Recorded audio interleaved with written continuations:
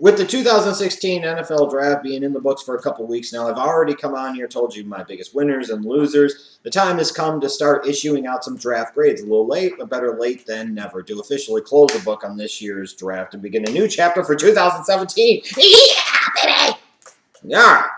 So instead of doing 32 team videos, which will take way too damn long, and I'll lose interest in probably about a quarter to halfway through, I'm just going to do it division by division and grade the teams individually. I'll put the information in the description box on each video in terms of best and worst picks, all the picks that they had, potential steals, things I would say in terms of their grade. And that's it. I mean, in terms of grading a draft, I know sometimes this can be a very subjective thing.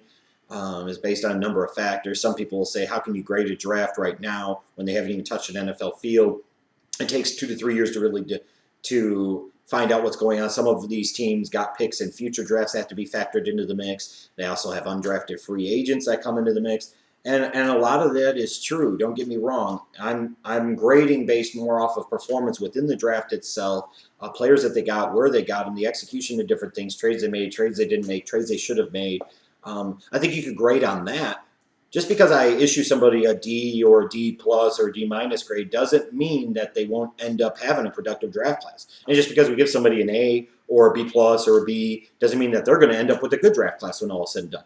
This is just more of a reflection as much as anything else, the performance and execution within said draft. So let's talk here first about the AFC East. I'm going to go from worst to first, so to speak, in terms of what I felt for each team's performance on draft weekend. I'm going to start with the New England Patriots. Just not a draft that I liked. I know I'm not alone. And, some people sit there and say, well, the Patriots continue to contend, and they do. Some point in time, that clock is going to run out. Some point in time, that window of opportunity is going to close. Some point in time, the system can't compensate for everything.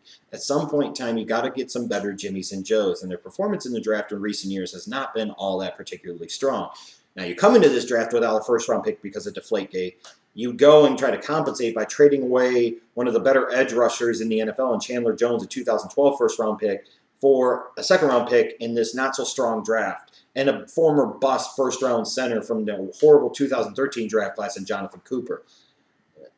I don't get that deal. Maybe you're worried about paying him big long-term. Maybe you're worried about some of the off-the-field stuff. But, for a team that's in a contending position with a ever-shrinking window of opportunity to really contend for a championship, to me, you just don't trade away competent and productive, consistent edge rushers like Chandler Jones. In a league where pass rushers are at a premium, the New England Patriots, you could argue, had a premium guy, and they just traded him away for peanuts. That, to me, was pretty stupid. So already from this whole outset, I didn't like the approach of this. Now, you go into this, you've got the back-to-back second-round picks. Why not try to find out if you can move up into the beginning portion of round 2, maybe the late portion of round 1 if you make the price sweet enough. Everybody always wants to talk about the Patriots and all this movement they do up and down the draft. Well, at some point in time, it's not just about accumulating the draft pick currency. It's sometimes you got to take it to the bank, you got to cash it in, and get some value out of it. Get some yield on that investment. Get some interest, if you will. And I just don't know, for all the trades they've made over the past few years in the draft, that they get a whole lot of a yield in return. The dividend isn't all that strong. And I don't know that the dividend is going to be all that strong here. I like the pick of Cyrus Jones at the end of round 2. Maybe he's just a nickel dime corner, but I think he's a productive one. He's a playmaker. He's got decent ball skills. And frankly, in the NFL, a nickel corner starts, 60%, 70% of the snaps anyways. So it's basically like drafting a starter. This is about the draft range you should win. I thought that was a solid pick and by far their best pick. I like Joe Thuney, but for a team that really needs help in terms of depth, talent, athleticism on the outside, they keep drafting interior linemen every year, and I just don't get it. Jacoby Brissett, I love the prospect. 4th quarterback on my big board. Should have been the one that went to the Jets at the end of round 2, in my opinion. Instead, they take him here. And my problem with this pick, and why it's my worst pick for them, is that you already took Jimmy Garoppolo in the second round of 2014. Now in 2013, you're spending a 3rd round pick on another quarterback when you already didn't have a 1st round premium pick. You've now wasted 2 semi-premium picks over the past 3 drafts in Garoppolo and Brissett on 2 guys that, other than maybe playing 4 games this year, aren't going to see the field much in 2016, probably won't see the field much in 2017. Who knows if they ever see the field as a starter for the New England Patriots. When you have that small window of opportunity to contend for a championship, You can't be having multiple semi-premium picks like this sitting on the bench and rotting. You just can't do that. And I thought this was a bad decision by the New England Patriots. I really did. They needed more help in other places. Frankly, there was still some better talent on the board. I love Brissett. I thought it was a dumb pick. I really did. Maybe look at some day 3 value out of Malcolm Mitchell and Devin Lucien. Maybe one of those guys will pan out, and they very well could. But the Chandler Jones trade I didn't like. Not moving up. All they got out of all the trades they did was a 4th-round pick in 2017. So they basically just got back the other pick that they lost in Deflategate. That was kind of like a neutral thing. If anything, they should have been peeling out of this draft more if they wanted to get really frisky to try and accumulate as much currency in what will be, in my opinion, the superior draft of 2017. No offensive tackles drafted at all. No running backs, 2 areas of significant need. A solid running back class with some really good day 3 value, and they passed up on it in particular. I thought was surprising to me. That's why I gave them a D+ grade. In terms of the Jets, it's kind of like a Jekyll and Hyde thing. I love the fact that they were able to get Darron Lee at 20. They didn't have to trade up for him or anything like that. But Jesus Christ, this is yet another defensive player taken in round number 1. And make no mistake about it, if it wasn't Darron Lee, and I didn't think he was a tremendous value here at this slot and couldn't be a valuable contributor to them on defense, I would be pooning the hell out of this pick. Because at some point in time, you've got to take some offensive players on that side of the ball. Even if you think you're going to re-sign Fitzpatrick, even though you've got Marshall and Decker on the outside. What do you have at running back? Look at the lack of talent and depth in terms of young players on that offensive line, outside and in the interior. They need help all over the place on the offensive line. They need help at tight end. And you're devoting your 1st-round pick to yet another defensive player, and that defense is still not elite. The only thing, like I said, that really saves me from completely pooning this pick is the fact that I really like Darron Lee as a prospect. But it does represent a problem to me over the years with this Jets organization and why they can't get past a certain step. You're relying on free agency and trades to build up your offense. At some point in time, those chickens are going to come home to roost. And you're not going to get the return that you think you're going to. And then they turn around in round 2. Here's what I really don't get. You're in position at pick 20. If you want to draft a quarterback anyways and you want to potentially invest in your future, I'm just taking Paxton Lynch at 20 because he's there too. Why in the hell would I pass on him to turn around in round 2 and take an even bigger, riskier prospect in Christian Hackenberg and not get that potential 5th guaranteed year on the rookie contract? I don't get that move. I know some of the media was trying to spin it as they're familiar with him, they know him, they've done a lot of background on him. That might be great. But he was not a 2nd-round talent. Far superior prospects on the board. Better offensive talent on the board at this point in time. I thought this was a huge miss. Now, we'll see what ends up happening with Hackenberg. But, again, you were in position to just take Paxton Lynch at 20. Why not just take Paxton Lynch at 20? I love Jordan Jenkins in round 3. I don't know that they got much out of their day 3 of the draft other than maybe Sharon Peake could come in and potentially learn behind Marshall and Decker and be a role player down the road. It was a C draft. My other thing, I guess, would be with taking Darron Lee. Like I said, I really like Darron Lee. He was my 8th player on the board. They got him at 20, tremendous value. But Miles Jack was my 6th rated player on the board, and he was there at 20. They probably should have taken Miles Jack because he was the better prospect. So it's a C grade for me. In terms of the Miami Dolphins, heading into this draft, I didn't really know what to expect because this is a team that already traded down from 8 to 13, not to get additional picks, but to get an overpaid number 2 corner in Byron Maxwell and an injury-prone linebacker in Kiko Alonso. I'm like, what the hell is this organization doing? Then you look and you see Mike Tannenbaum's running the show, and you're like, oh, that explains a lot. Ask Jets fans. But then as it plays out, you're hearing reports that they want to trade back up into the top 10, which is really freaking ridiculous because you were already in the top 10. Why would you trade back to get flawed veteran commodities that are either overpaid or injured, and then have to sit there to move back up into the top 10, have to give up additional draft picks this year or maybe next year? It made no sense. And at the end of the day, the Dolphins did the right thing. They had already moved down to 13. Just let the board play out and the chips fall where they may. And with what happened, it worked out brilliantly for them.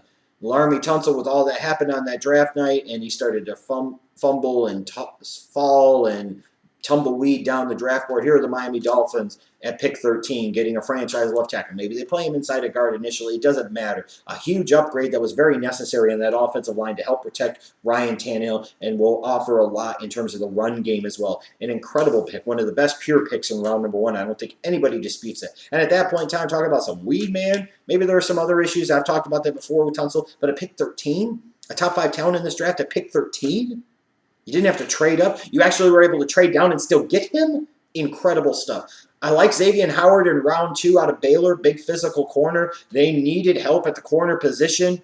They very well could have been taking corner at 13 if Tunsil didn't fall. Well, he didn't fall, and they ultimately got a corner that I think comes in and starts for them right away. You look at round 3, I think some people are questioning the selection of Kenyan Drake because you're like, oh, he couldn't even start at Alabama. He's injury prone. He's probably a backup and a role player at the NFL level, and all that may be true. At the same point in time, though, I know head coach Adam Gase likes the skill set in terms of physically that Kenyan Drake to bring to the table. He's got size, he's got speed, he can catch the ball, he can be explosive with the ball in his hands. In terms of round 3 here, yeah, there were better running backs on the board, but I understand the pick. Now, we'll see how it plays out with him and Ajayi in that backfield in Miami this year. But I thought there were worse picks in the draft than the Dolphins taking Kenyan Drake here in round number 3, in my opinion. In fact, I thought the worst pick in round 3 was them trading up to get Leonte Carroo. I didn't think that was a reach. Thought that was about where he should go in the draft, late 3rd to early mid portion of round 4. But the Dolphins gave up a 6th-round pick in 2016 and 3rd and 4th-round picks in 2017 to move up and get an injury-prone player with some questions off the field. When you already have Jarvis Landry and you've invested a 1st-round pick in Devontae Parker, did you really need a Leonte Carroo that badly that you really hamstrung yourself in what will be a stronger draft class next year? I just don't know.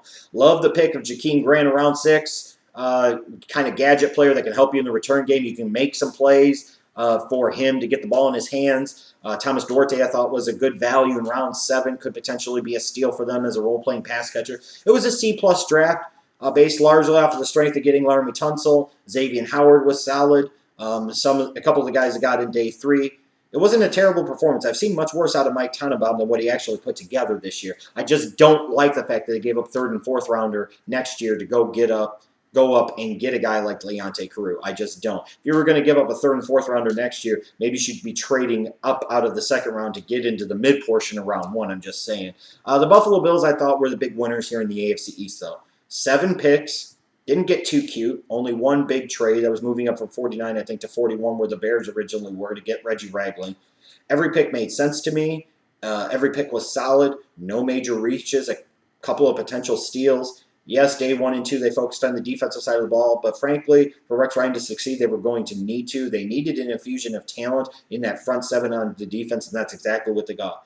I like Shaq Lawson for them. I know Rex Ryan loves Shaq Lawson because he went to Clemson, if nothing else. Ragland, I like the pick even more, even with the enlarged aorta concerns. I like the pick even more if they eventually do transition to a 3-4. I actually like the pick of Ragland where they got him for a 3-4 defense more than I like the pick of Shaq Lawson for them if they convert to a 3-4 defense. But Adolphus Washington, round number 3, about where he should have went. He's got some upside, but there are some questions there in terms of effort. His tape wasn't always the best, but he does have talent. There is potential there. And again, not a major reach. Worth the gamble here. Cardale Jones, worth the gamble here at the end of round 4. He's got major upside. A lot of work to do. Potentially provide some future leverage for you in Tyrod Taylor contract negotiations. Jonathan Williams in round 5 probably would have gotten drafted in the 2nd or 3rd round this year if he wouldn't have gotten hurt and given Alex Collins the opportunity. He still got drafted ahead of Alex Collins any damn ways. I really like the pick of him. Kolby Listenbee in round 6, a wide receiver from TCU, a guy with borderline world-class speed and size at the receiver position. You're gambling on that in round 6. That's a pretty good gamble. And even Kevon Seymour, the corner from USC in round 7.